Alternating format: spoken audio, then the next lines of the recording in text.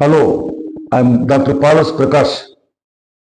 இன்று நாம் வாழும் இந்த எர்த், அதாவது பூமியில் பல பல நாடுகள் இருக்கின்றன. அதில் பலவிதமான மக்கள் வாழ்கிறார்கள். எல்லா மனுஷிக்கும் மிக மிக முக்கியமானது உணவு. அந்த உணவை செய்வதற்கு விவசாயம் முக்கியம். ஆகவே அந்த விவசாய experience of the agriculture and related engineers, அதை பற்றி இன்று நாம் ஆராய்ந்து பார்ப்போம். இந்த முழு உலகில், that is globally, according to the Food Agriculture Organization, என்ன சொல்கிறது என்றால், முழு உலகத்திலும் 800 கோடி மக்களில் 67% விவசாயம் செய்பவர்கள் தான். அவர்கள் மண்ணில் கை வைத்தால்தான் நமக்கு வாயில் சாப்பாடு கிடைக்கும். ஆகவே இந்த முழு பூமியில் அதில் அதிகம் அக்ரிகல்ச்சர் ஆக்டிவிட்டிஸ் பண்ணும் நாடுகளை ஸ்டாட்டிஸ்டிக்ஸ் படி பார்த்தால் சைனா முதலிடம், பின்னால் USA, அதன் பின்னால் பிரேசில், பின்னால் இந்தியா வருகிறது. இந்த பலவிதமான சாப்பாடுகள் இருக்கின்றன. ஹென்ரி diet, that is livestock, aquaculture, நீர்வாழ் இனங்கள். லைஃப் ஸ்டாக் மீன்ஸ் ஆடு மாடு, விவசாயிகளுடன் சேர்ந்து வாழும் அந்த மிருகங்கள், கோழிப்பண்ணை, வாத்து, அவைகள் எவ்வாறு விவசாயிகளோடு சேர்ந்து செயல்படுகின்றன. சைனா, அவர்கள் முதலிடத்தில் இருக்கிறார்கள். அதன் பின்னால் America, they are making so many billions. ஒரு பில்லியன் என்றால் 100 கோடி.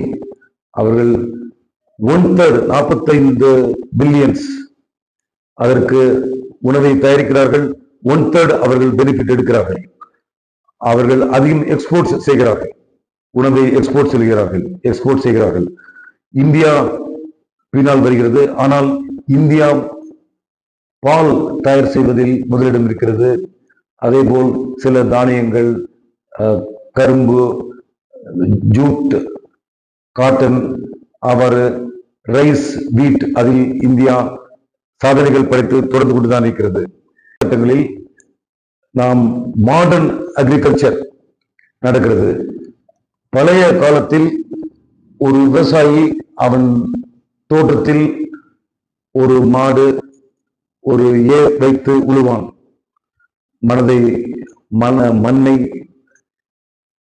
மண்ணில் உரம் போட்டு அதை உழுது வானத்தில் இருக்கும் மழையை எதிர்பார்ப்பான். பணக்கார விவசாயி தனக்கு நீர்த்தேக்கத்தை வைத்திருப்பான். வயலில் கிணறு இருக்கும். அதன் பின்னால் சீசன் வைஸ் கிராப்ஸ் ஹார்வெஸ்ட்மெண்ட் பண்ணுவான். புரட்டாசி, ஐப்பசி நெல் பயிரிடுவார்கள். பின்னால் கோடை காலம் என்றால் மக்காச்சோளம், பருத்தி அவ்வாறு செய்வார்கள். தென் சில மாதிரி ஒரு பூ, 2 பூ, சில பணக்காரர்கள் 3 பூ நெல் கூட அவர்கள் விவசாயம் செய்வார்கள். அந்த விவசாயத்தில் அந்த காலத்தில் இவ்வாறு ஏர், மாடு இருந்தது. ஆனால் இன் modern agriculture so many techniques have improved. ஒரு ஹார்டிகல்ச்சர், பழங்கள், கிரெயின்ஸ் அவ்வாறு தயார் பண்ணுவதற்கு பலவிதமான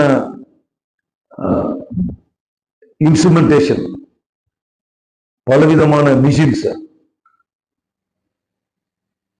அந்த நிலம், அதை சுற்றி எவ்வாறு என்விரான்மெண்ட் இருக்கிறது, அந்த நிலத்தில் தண்ணீர் தொடர்ந்து வருமா, தட் இஸ் பாண்ட் வாட்டர் எவ்வாறு இருக்கிறது, மழை தண்ணீர் நீக்கம் அங்கு இருக்கிறதா, மழை தண்ணீர் தேக்கம் அங்கு இருக்கிறதா, அதை ஆராய்ந்து பார்ப்பார்கள். ஒவ்வொரு சீசனிலும் ஒவ்வொரு விதமான ஒரு பிளான்டேஷன் நடக்கும். அந்த பிளான்டேஷன் நடப்பதற்கு அந்த மண்ணை பதப்படுத்த வேண்டும். அதற்கு ஒரு மிஷின் இருக்கிறது. அந்த machine tractor, tractors they do wonders 75%. அதில் பல மிஷின்களை மாட்டி மண்ணை பதப்படுத்தலாம். பழைய குப்பைகளை அகற்றுவதற்கு this shovel loaders அது அகற்றி சுத்தம் பண்ணும். then water spray அது அந்த நிலத்துக்கு தொடர்ந்து தண்ணீர் கொடுக்கும். அதன் பின்னால் அந்த அரிசி அதில் பூச்சிகள் வந்தால் பூச்சிக்கொல்லி மருந்து அதையும் சரியாக அப்ளை பண்ண வேண்டும். இவையெல்லாம் the agriculture engineers are the central pillars for the fertility of the land. அவர்கள் சரியாக செயல்பட்டால்தான் நமது மக்களுக்கு சரியான பலன் கிடைக்கும். விவசாயம் செய்யும் பொழுது அந்த விவசாயி அவர் கூலியாட்களை வைத்திருக்கிறார், யூரியா பொட்டாசியம் அந்த உரத்தை போடுகிறார். சில சமயம் தண்ணீர் கரெக்டாக செய்ய வேண்டும், கூலியாட்கள் சரியாக வேலை செய்ய வேண்டும். The varieties of rices, Andhra Ponni, IR8, IR20, சம்பா சீரக அரிசி, தென் கேரளா சிவப்பு மட்ட அரிசி, இவ்வாறு பல பல அரிசிகள் இருக்கின்றன. தி agriculture engineer will take the help of the electricity engineer, EEE engineer. அவர்கள் சரியாக கரண்ட் சப்ளை பண்ண வேண்டும். and PW department also should work correctly. then only the vegetables, horticulture will come to the correct level.